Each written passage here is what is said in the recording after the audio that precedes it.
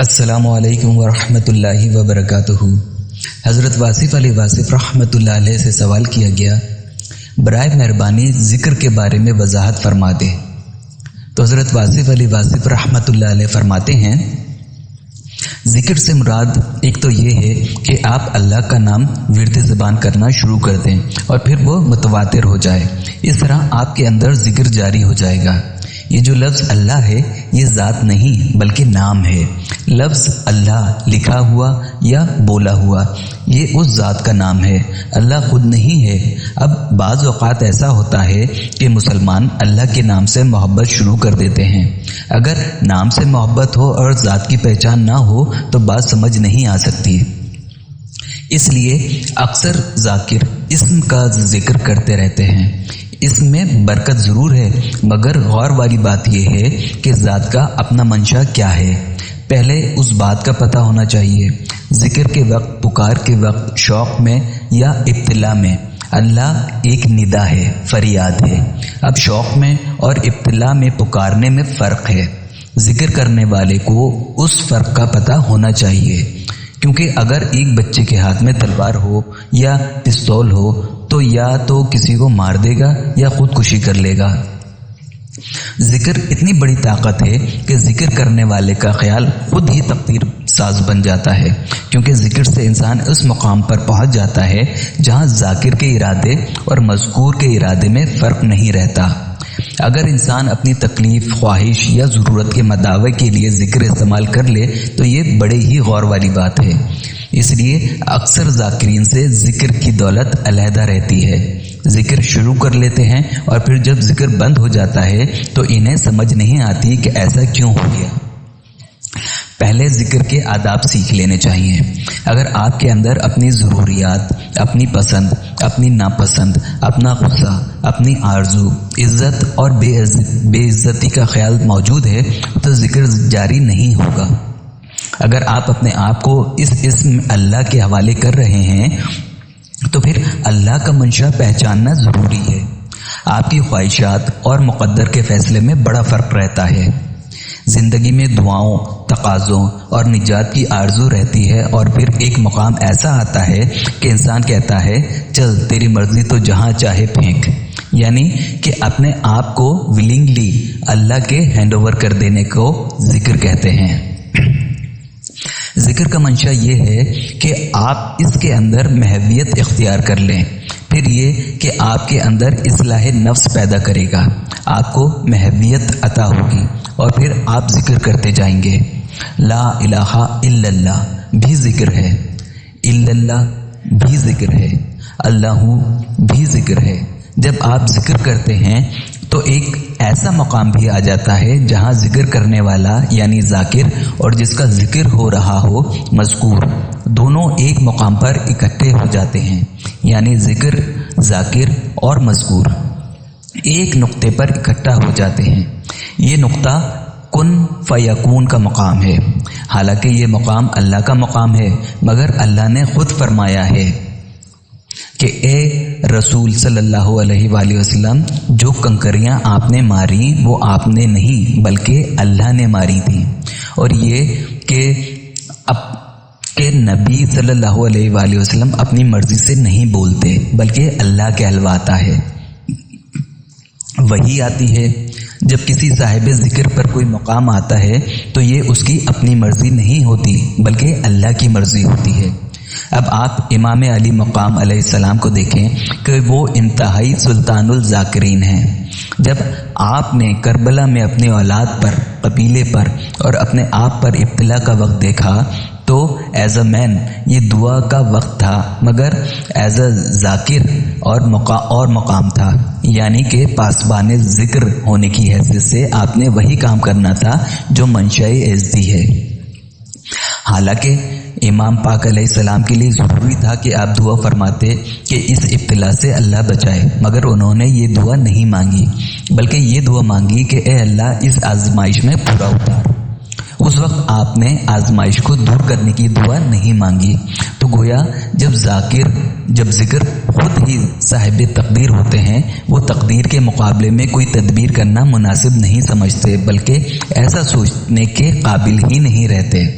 تو ذکر کا مطلب ہے اپنے آپ کو تقدیر کے حوالے کر دینا یا قادر کے حوالے کر دینا، کیونکہ ذکر قادر کا ہو رہا ہے، اللہ کے نام کا ہو رہا ہے، ذکر کے ذریعے قادر کے قرب کی تمنا کی جا رہی ہے۔ اس طرح انسان تقدیر کو تسلیم کرنے کے مقام پر آ جاتا ہے۔ اگر انسان تقدیر کا ساتھی ہو جائے تو پھر اس کو ذکر ملنا چاہیے۔ اگر کسی کا کوئی عزیز بیمار ہو اور وہ اس کے لیے ذکر کرے تو یہ کیسا ذکر ہوگا؟ کوئی شخص کرامت حاصل کرنے کے لیے ذکر کر رہا ہے تو یہ ذکر کا حجاب ہے۔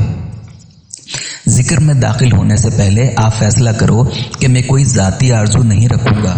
بعض اوقات اولادی ضرورتیں ذکر میں رکاوٹ بنتی ہیں، اس لیے ذکر کرنے کا آسان طریقہ یہ ہے کہ آپ اپنی توجہ سے ذکر شروع کر دیں۔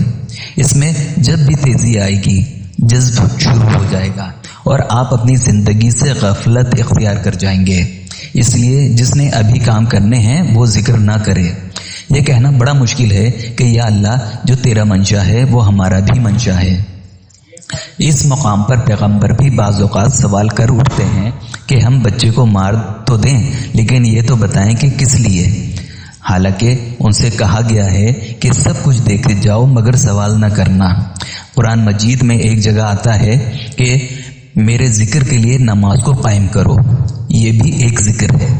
اللہ اللہ لا الہ الا اللہ یا پھر اللہ اللہ بھی ذکر ہے۔ اس طرح ذکر جاری ہو جاتا ہے، دل بول اٹھتا ہے۔ جب ذکر سے محبیت حاصل ہو جائے اور آپ مقام ذکر پر فائز ہو جائیں تو پھر اپنی خواہش بیان نہ کرنا۔ ذاکرین تقدیر کے انسٹرومنٹ ہیں، یہ اپنی خواہش نہیں رکھتے، اپنی تجویز نہیں رکھتے، کیونکہ وہ تو تقدیر کے ایجنٹ ہیں۔ ذاکر کو اگر کہا جائے کہ 10 منٹ کے لیے یہ خدائی تمہیں دی جاتی ہے تو وہ 10 منٹ کے بعد جوں کی توں واپس کر دے، نہ اس میں کوئی چینج کرنی ہے، نہ آرزو داخل کرنی ہے، نہ اس میں کچھ نکالنا ہے۔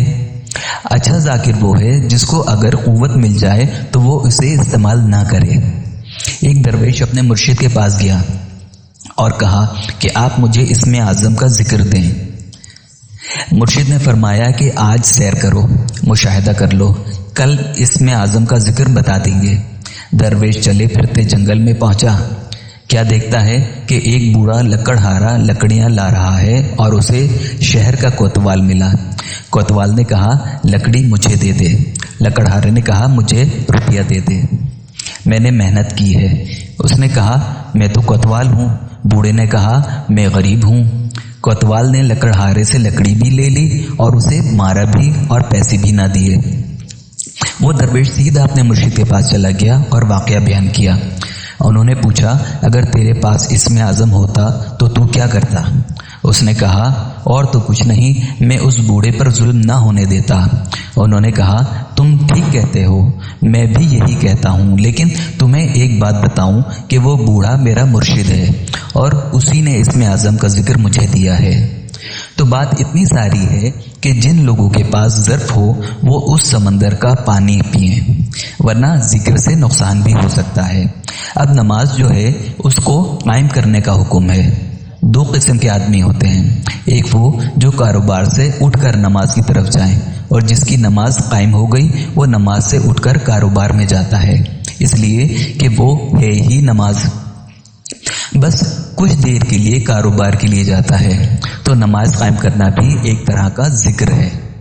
اللہ کا فرمان ہے کہ میری کائنات کو غور سے دیکھو، نگاہ کو اوپر اٹھاؤ اور زمین سے آسمان تک دیکھو، پھر تمہاری بینائی واپس لوٹ آئے گی، کیونکہ اتنی بلندی تم کیسے دیکھ سکتے ہو؟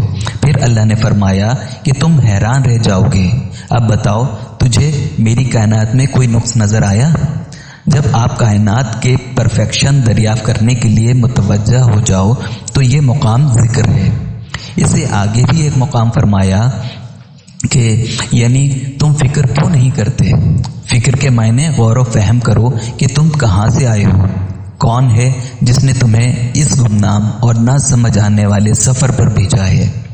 آپ اپنی مرضی سے تو نہیں آئے، اپنی مرضی سے تو آپ نے اپنے پیرنٹس نہیں چنے، اپنی مرضی سے اپنی تاریخ پیدائش نہیں چنی، اپنی مرضی سے نام نہیں رکھا، اپنی مرضی سے اپنا انداز اختیار نہیں کیا، اپنی مرضی سے وجود کی تشکیل نہیں کی آپ نے۔ اس سفر پر روانہ کرنے والا کون ہے؟ جو روانہ کرنے والا ہے وہی اس سفر کو ختم کر سکتا ہے۔ وہ اللہ ہے جس نے مجھے اس اجنبی دنیا میں ایک عجیب سفر پر روانہ فرمایا ہے، اور وہی اس سفر کو کسی بھی لمحے بغیر وجہ بتائے ختم کر سکتا ہے، روک سکتا ہے۔ اے میرے اللہ، میں غور کرنا چاہتا ہوں کہ میرا مقصد کیا ہے، اس میں میری مدد فرما۔ مجھے آگاہ کیا جائے کہ میری تخلیق کا مدعا کیا ہے، اور پھر آپ کو تخلیق کا مدعا نظر آنے لگے گا۔ عبادت کے حوالے سے اور لائف کے حوالے سے اللہ کا کام ہے، آپ اس میں کیا پارٹ پلے کرتے ہو، پازیٹیو یا نیگیٹو۔ یہ بڑے غور کا مقام ہے کہ آپ خالق کی منشا کے مطابق چلتے ہو، اس میں معاون ہو یا رکاوٹ ہو۔ اللہ کریم کا ذاکر جو ہے وہ دعا کرتا ہے کہ اگر اس طرف ہیں تو ہمیں گناہ والی دنیا سے نکال نیک دنیا میں داخل کر، کیونکہ اس طرح ہم پروسیس آف لائف میں رکاوٹ بن رہے ہیں، اس پر ہم عذاب بنے ہوئے ہیں اور اس کے اندر ہم ظلم کر رہے ہیں۔ ہمیں پروسیس آف لائف کا معاون بنا، ہمیں رکاوٹ بننے سے روک اور یہاں سے نکال کر معاونت کے ڈپارٹمنٹ میں بھیج دے، جہاں ہم سینر کے بجائے سینٹ ہو جائیں۔ اللہ نے خود فرمایا ہے کہ میں ظلمات سے نکال کر نور میں داخل کرتا ہوں۔ تو نور کے معنی ہیں تعاون، اللہ کے سائے میں چلنا۔ تو جو شخص اپنے آپ کو زندگی کا مالک سمجھتا ہے تو وہ ظلمات میں ہے۔ یہ تو مالک ہے جو پروگرام کو حتمی شکل دے رہا ہے۔ جب انسان کی ابتدا مجبور ہے اور یوم وصال بھی مجبور ہے تو درمیان میں اس نے کیا آزاد ہونا ہے؟ ایک شخص کو اگر یہ کہیں کہ تم آزاد ہو، باہر گھومو پھرو لیکن 6 بجے واپس آ جانا، تو اب اس نے کیا آزاد ہونا ہے؟ یہ کیسی آزادی ہے جس کے دونوں سرے پابند ہیں؟ تو پیدائش اور موت کے درمیان جو محدود عرصہ ہے، اس میں ہم نے کیا آزادی حاصل کرنی ہے؟ اس بات کو پہچاننا ذاکرین کا کام ہے۔ اس پروسیس کو پہچاننا ذکر ہے، جو انسان کے لیے سب سے اعلیٰ مقام ہے۔ اگر اتفاق سے تمہارے والدین میں سے کوئی ایک بھی زندہ ہو تو سمجھو کہ ذکر مکمل ہو گیا۔ خدمت کر کے خوش کر دو اور اس طرح اللہ کی خوشنودی حاصل کرو۔ ہم اس وقت حضور پاک صلی اللہ علیہ وآلہ وسلم کے زمانے میں نہیں ہیں، صحابہ کرام رضی اللہ تعالیٰ عنہ کے زمانے میں نہیں، بہت بڑے اولیاء کرام کے زمانے میں بھی نہیں ہیں۔ ہم اس کمزور زمانے میں ہیں کہ جب کوئی ایسا آدمی بھی نہیں جو بہت بڑا روحانیت کا حامل ہو۔ یہ ہمارا زمانہ سادگی کا زمانہ ہے۔ اس زمانے میں یہ کرو کہ سجدوں کی فراوانی کرو۔ نماز کے سجدے تو ہو گئے، ویسے بھی سجدے کرو، ماں باپ کی خدمت کرو، درود شریف کی کثرت سے پڑھو، اپنے فرائض کو اللہ کا حکم سمجھ کر پورا کرو، زندگی سے گلہ نکال دو۔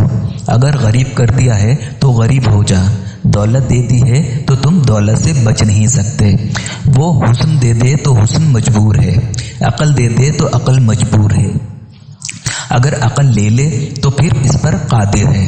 تمہاری کوئی بھی خوبی تمہاری اپنی تخلیق نہیں ہے۔ جس طرح تمہارا چہرہ اللہ نے تخلیق فرمایا، تمہاری بینائی تخلیق فرمائی، تمہاری صفات بھی اس نے تخلیق فرمائی۔ ان صفات کو پہچاننا دراصل اللہ تعالیٰ کو پہچاننا ہے۔ اللہ تعالیٰ پر ایک لمحے کا غور کئی سال کی عبادت سے بہتر ہے۔ غور کرنا بھی ذکر ہے، وگرنہ ایسے ذاکر بھی ہم نے دیکھے ہیں کہ جن کا ذکر جاری ہے اور کوئی غلط کام بھی کر رہے ہیں۔ سائل ہے، مانگ رہا ہے، جھوٹ بول رہا ہے اور ذکر اپنی جگہ پر جاری ہے۔ اب ذکر اس کے صحیح ہونے کی دلیل نہیں ہے۔ یوں تو ساری کائنات ذکر کر رہی ہے، چرند پرند سب ذکر کر رہے ہیں، سب اللہ کی یاد میں مصروف ہیں۔ اس لیے آپ کا ذکر اس وقت تک قبول نہیں ہوتا جب تک کہ آنکھوں سے آنسو بہہ کر رخساروں تک نہ آئیں، پھر دعاؤں کا طویل سلسلہ نہیں ہونا چاہیے۔ اللہ کا شکر ادا کرو کہ اس نے تمہیں ذکر عطا فرمایا اور تمہیں اپنا بنایا۔ جس کا نام ہے وہی ذکر عطا کرتا ہے۔ آنکھ کا ذکر یہ ہے کہ وہ اللہ کی یاد میں جاری رہے، زبان کا ذکر ہے محو ثنائی کبریا رہنا۔ جس طرح اللہ کی طرف رجوع کرنا ذکر ہے، اسی طرح دنیا میں بے ضرر ہو کر رہنا ذکر ہے۔ قرآن مجید کی تلاوت کرنا ذکر ہے۔ قرآن کو صرف دیکھتے رہنا بھی ذکر ہے۔ اللہ اسم ہے، ذات اس سے آگے ہے۔ اسم کو ذات سے نسبت ہے، پہلے اسم آتا ہے پھر ذات آتی ہے۔ وہاں اسم نہیں ہوتا، صرف ذات ہی ذات ہوتی ہے۔ جلوہ ذات سے آگے ہے فقط ذات ہی ذات۔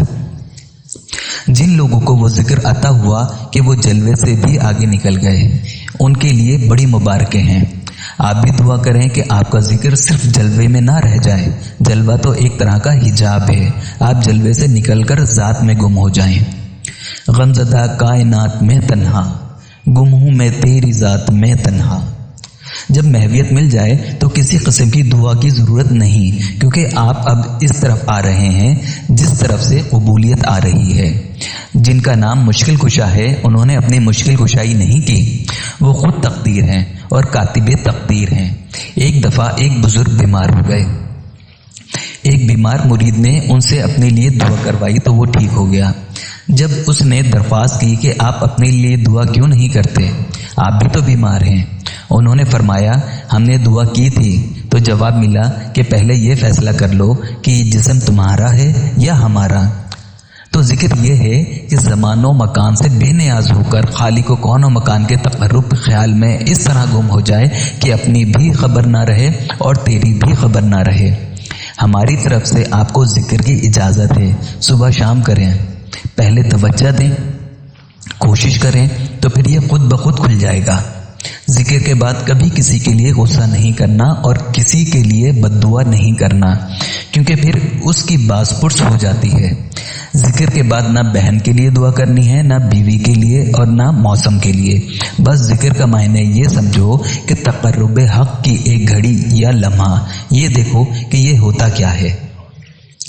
کارسازی نہیں کرنی چاہیے، کارساز کے تقرب میں رہنا چاہیے۔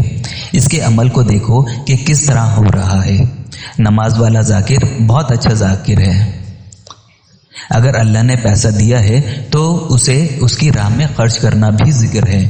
صبح شام ذکر کرنے سے ذاکرین کے دل نرم ہو جاتے ہیں، ان کے دل سے ہر وقت فریاد نکلتی ہے، جس طرح مثنوی مولانا روم میں ہے کہ جدائی کا نغمہ بنسری کس طرح سنا رہی ہے۔ پھر انسان محسوس کرتا ہے کہ میں کسی اور دیس کا ہوں اور پردیس میں پھر رہا ہوں۔ پھر جب ذکر میں رقت ہوتی ہے تو اللہ تعالیٰ کا قرب حاصل ہو جاتا ہے۔ آپ لوگ خوب ذکر کریں، چلتے چلتے سانس کے ساتھ کریں یا آواز کے ساتھ کریں۔ شروع میں بغیر آواز کے سائلنٹلی بھی ہے۔ حیرت کی حالت میں خاموش ہو جانا بھی بہت بڑا ذکر ہے۔ اپنے خلاف اللہ کا فیصلہ سن کر خاموش ہونا بھی بہت بڑا ذکر ہے۔ اللہ کریم۔ حضرت واصف علی ایک اور صاحب سوال کرتے ہیں، آپ نے فرمایا کہ ذکر کے بعد دعا نہیں کرنی چاہیے، جبکہ دعا مانگنے کی تاکید بھی کی گئی ہے، اس بارے میں وضاحت فرماتے ہیں۔ تو حضرت واصف علی واصف رحمۃ اللہ علیہ فرماتے ہیں، میں نے یہ کہا ہے کہ جب مقام ذکر پہ صاحب ذکر کا ذکر جاری ہو جائے تو وہ اس حالت میں پہنچ جاتا ہے جیسے ذرہ صحرا میں اور قطرہ سمندر میں۔ اس حالت میں دعا کی ضرورت نہیں رہتی۔ یہ ذاکر کے لیے وہ مقام ہے جہاں اس پر حاصل حرام اور آتش حلال ہو جاتی ہے۔ اس دنیا کے نعمت خانے میں سب امانت ہے، نہ ہم نے اٹھانا ہے اور نہ تو نے اٹھانے دینا ہے۔ عافیت اسی میں ہے کہ ہم یہاں سے نکل جائیں، ورنہ تو دنیا دار سب کرتا رہتا ہے، ذکر بھی کرتا ہے، بچے بھی ہو گئے، شادی بھی ہو گئی، اور پھر اتنے بڑے فنکشن کے بعد ون فائن مارننگ آپ جا رہے ہوتے ہیں، تو پھر اس وقت ٹھہر کے دکھاؤ۔ ایسا نہیں ہو سکتا کیونکہ ٹائم ختم ہو گیا۔ تو ذاکر جو ہے وہ پہلے ہی سمجھ جاتا ہے کہ یہ جادو نگری ہے، یہاں سے اٹھانا کچھ نہیں ہے، تو وہ سوتا بھی کم ہے، کھاتا بھی کم ہے، خواہش بھی کم رکھتا ہے۔ یہ ان لوگوں کی بات ہے جن کے دل میں اللہ کی محبت شدید ہو گئی۔ وہ کہتے ہیں ہم یہاں سے کچھ بھی حاصل نہیں کرتے۔ اللہ نے کہا پھر کیا کیا چاہیے؟ تو کہتے ہیں بس تو نے پوچھ لیا، یہی کافی ہے ہمارے لیے۔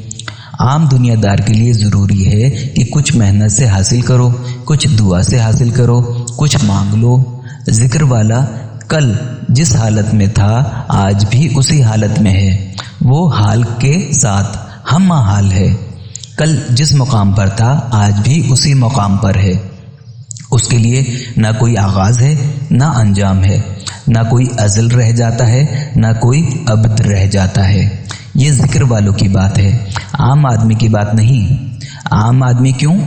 کن فیکون کا راز دریافت کرنے چلا ہے۔ عام آدمی تو کمائی کرے، خرچ کرے اور یہ سفر آسانی سے گزارے۔ ذاکرین کی بات اور ہے۔ محبت کرنے والا انسان اس وقت بہت خوش ہوتا ہے جب محبوب اس کی کوئی چیز قبول کر لے۔ دنیا دار حیران رہ جاتا ہے کہ تو چیز اس کو دے کے آیا ہے اور وہ کہتا ہے کہ شکر کرو کہ اس نے قبول کر لی۔